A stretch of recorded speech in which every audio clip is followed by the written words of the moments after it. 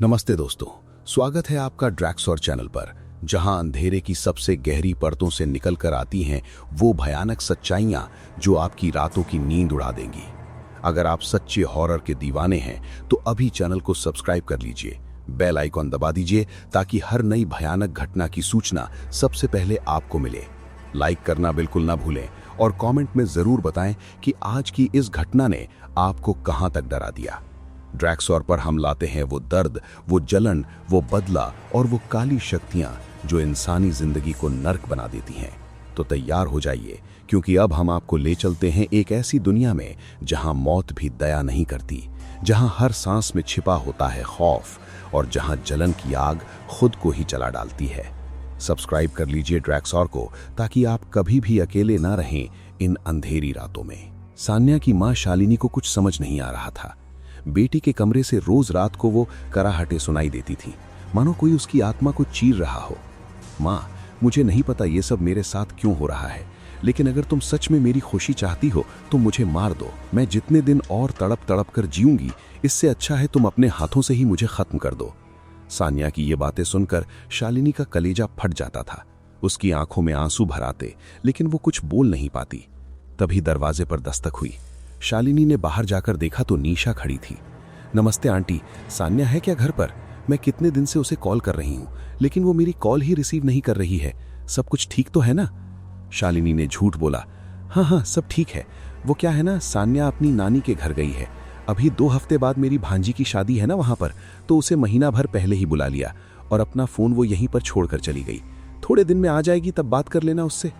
निशा को शालिनी की बात कुछ अजीब लगी, लेकिन वो और क्या कर सकती थी।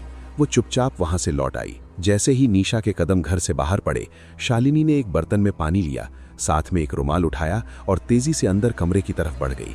कमरे में अंधेरा छाया हुआ था। बिस्तर पर चादर ओढ़े कोई लेटा हुआ था। शालिनी ने चादर हटाई तो उसकी आंखों से आंसू फूट पड़े। भगवान, किस गलती की सजा दे रहा है मेरी बच्ची को? मेरी हंसती खेलती बच्ची की हालत ऐसे कैसे हो गई, जिसका कोई समाधान भी नहीं मिल रहा। सान्या का शरीर अब लकड़ी के ढांचे जैसा सूख चुका था। आंखों की पुतलियां अंदर धंस गई थीं।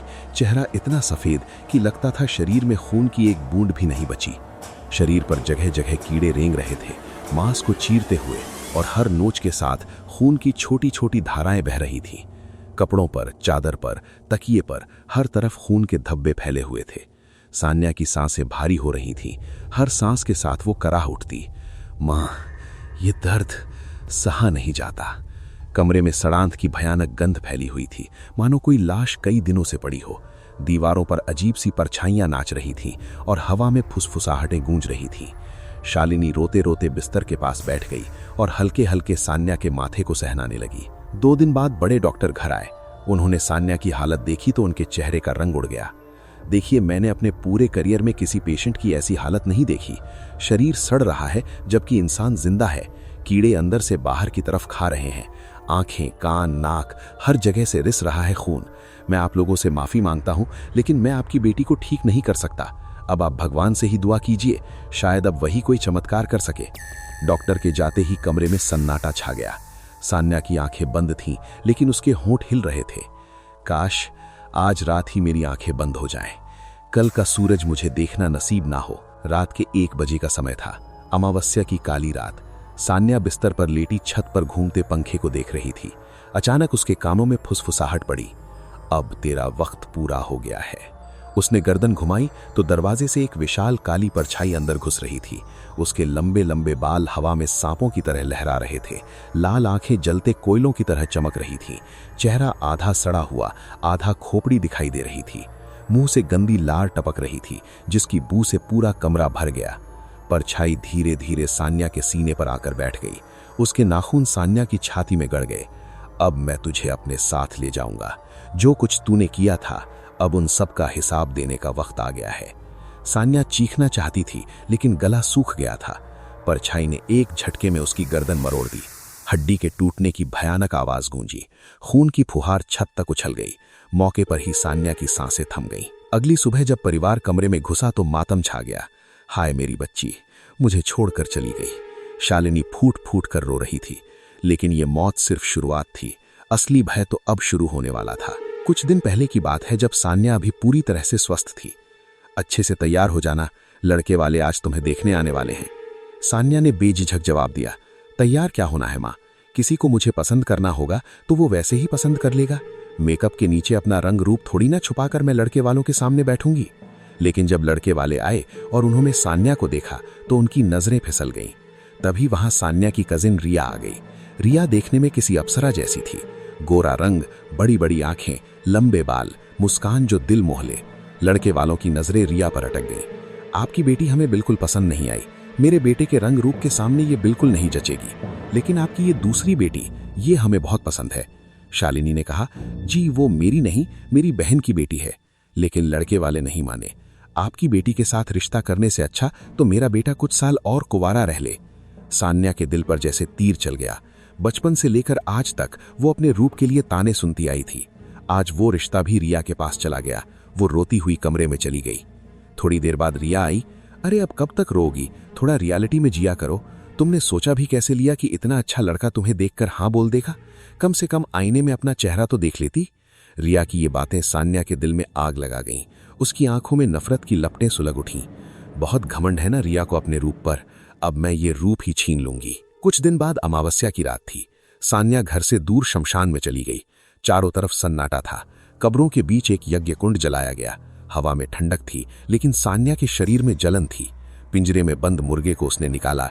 एक झटके में उसकी गर्दन मरोड़ दी। खून की धार कुंड में गिरते ही आग और तेज हो गई। सान्या ने अपने हाथ से चाकू चलाया, अपनी हथेली काटी, अपना खून भी डाला। हर ताने का, हर बेइज्जती का बदला लूंगी। रिया का रूप छीन लूंगी। तड़प तड़प कर मौत मांगेगी वो। उसने प्राचीन मंत्रों का जाप शुरू किया। ओम रक्त बीजाय नमः, रक्त बीजाय नमः। हवा तेज हो गई। पेड़ों की पत्तियां चीखने लगी। अचानक एक विशाल काली परछाई धुएं से निकलकर सामने खड़ी हो गई। उसके शरीर से सड़ांध आ रही थी। लंबे बाल हवा की लपटों जैसे लहरा रहे थे। दांत तीखे, नाखून लंबे लंबे, आंखें लाल लाल। सान्या ने मुस्कुराते हुए कहा, तुम जानते हो ना कि मैंने तुम्हें किस लिए सिद्ध किया है। जाओ, रिया से मेरा बदला लो, उसका रूप बर्बाद कर दो, उसे तड़पाओ। अगले ही दिन रिया की तबीयत खराब हो गई। माँ, अचानक मेरी तबीयत इतनी खराब कैसे हो गई? मेरा बदन ऐसा क्यों लग रहा है जैसे किसी ने मुझे पीटा हो? बहुत दर्द हो रहा है। मेघा ने डॉक्टर के पास ले गई, लेकिन कोई फायदा नहीं। दिन ब दिन रिया का वजन घटता गया। चेहरा मुरझा गया। आंखों के नीचे काले घेरे गहरे होते गए। शरीर सूखता गया। एक दिन मेघा ने रिया को उठाया तो चीख निकल गई। बिस्तर पर ढेर सारे कीड़े रेंग रहे थे। चादर लाल लाल। रिया की पीठ पर मांस सड़ रहा था। कीड़े उसे खा रहे थे। ये क्या हो रहा है? मेरी बेटी का शरीर सड़ रहा है जिंदा रहते हुए। रिया चीखती, माँ वो आ गया है, वो मुझे लेने आया है। रक्त बीज। परिवार ने मंदिर गए, तांत्रिक बुलाए, लेकिन हर कोई हाथ खड़े कर देता। रिया की आंखें बाहर निकलने लगी, नसें उभर आईं। हजारों कीड़े उसके बदन पर रेंगते। बदबू इतनी तेज कि कमरे में घुसना मुश्किल। अमावस्या की रात आई। रिया बिस्तर पर तड़प रही थी। अचानक वही काली परछाई कमरे में घुसी। रिया की गर्दन मरोड़ दी गई। खून की फुहार वही दीवारों पर लग गई। रिया की मौत हो गई। लेकिन सान्या को क्या पता था कि रक्त बीज किसी की सगी नहीं होता। बदले की आग में वो खुद जलने वाली थी। कुछ दिन बाद सान्या की तबीयत भी बिगड़ने लगी। पहले रिया, अब सान्या। शालिनी चीखी, ये क्या हो रहा है? पहले रिया, अब मेरी बच्ची। सान्या को पता था, वो खुद को आईने में देखती तो उसका चेहरा सड़ रहा था। आंखें धस रही थीं, शरीर पर कीड़े। रात को वो सपनों में रक्त बीज को देखती। वो फुसफुसाता, अब तेरा नंबर आया है। दर्द बढ़ता गया। वो खाना नहीं खा पाती। हर सांस में मौत की महक। अमावस्या की रात फिर आई। सान्या बिस्तर पर लेटी थी। कमरे का तापमान गिर गया। लाइटें फड़फड़ाई। परछाई आई। अब मैं तुझे ले जाऊंगा। एक झटका, गर्दन मरोड़ दी गई। खून छत तक। सान्या की मौत हो गई। परिवार में दोहरी मौत का मातम छा गया। लेकिन सान्या की जलन ने न सिर्फ रिया को बल्कि खुद को भी नरक में ढकेल दिया। ये घटना सिखाती है कि बदला कभी मीठा नहीं होता। ये काली शक्तियां हमेशा दो तरफा तलवार होती हैं। दोस्तों, अगर ये भयानक घटना सुनकर आपकी रूह कांप गई है तो अभी ड्रैक्सॉर चैनल को सब्सक्राइब कर लीजिए। बेल आइकॉन दबाकर रखिए ताकि हर नई भयानक सच्चाई आपको सबसे पहले मिले। वीडियो को लाइक करें, शेयर करें अपने हॉरर प्रेमी दोस्तों के साथ और कमेंट बॉक्स में जरूर लिखें कि आपको सबसे ज्यादा डर किस सीन ने लगाया, कीड़ों वाले हिस्से ने या फिर रक्त बीज की परछाई ने। ड्रैक्सॉर पर और भी ऐसी घटनाएं इंतजार कर रही हैं। अगली वीडियो में मिलते हैं एक और अंधेरी गहराई के साथ। Stay scared, stay tuned. Subscribe करो, लाइक करो, कमेंट करो। ड्रैक्सॉर परिवार का हिस्सा बनो।